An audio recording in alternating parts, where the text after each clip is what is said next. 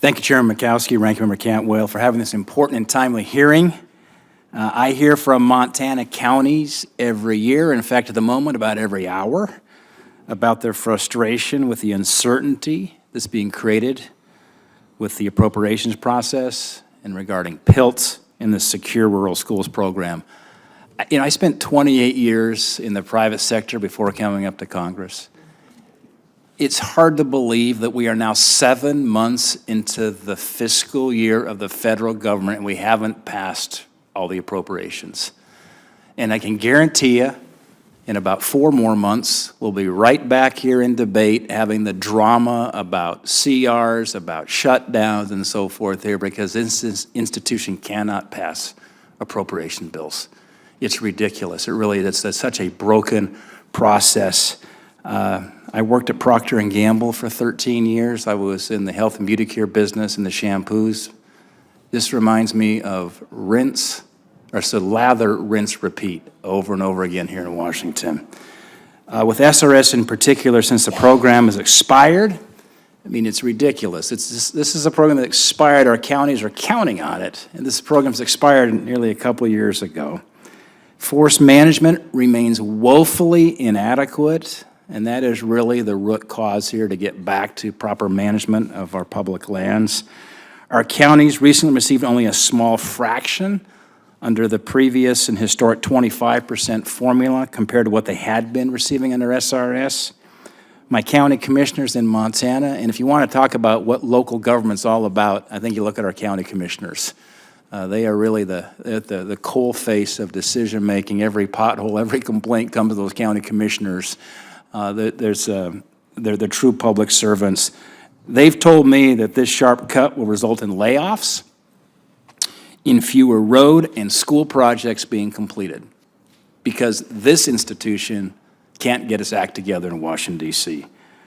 Our Montana counties are frustrated with the pace and the scale of active forest management. Let's not forget we've got the problem with SRS and with PILT, but that is in some ways a Band-Aid that is covering up the real problem here. Is what once upon a time we used to have active forest management revenues coming to our counties.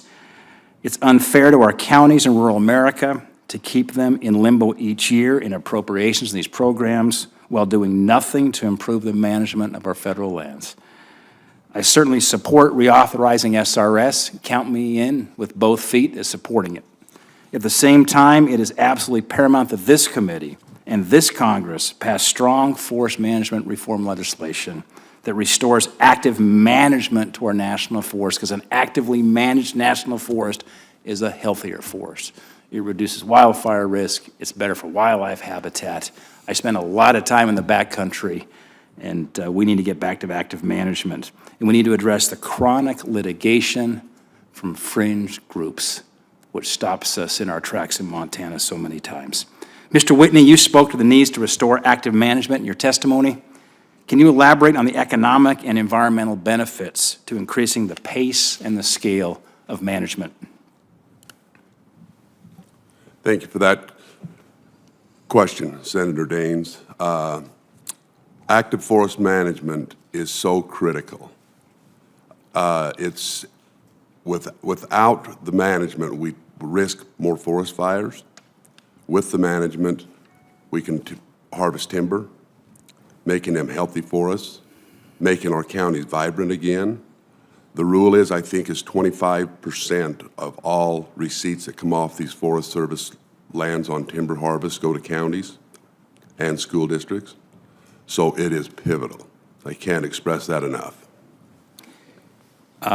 Commissioner Manis, I understand the Pend Oreille County is concerned about the fringe litigation against the collaboratively developed A to Z project in the Colville National Forest. Montana knows all too well how a fringe litigators can block responsible forest management. While I know you can't speak specifically about the active lawsuit, can you talk generally about how litigation needlessly slows forest management and undermines the work of collaborative groups? Thank you for that question, Senator Daines. We are involved in litigation currently.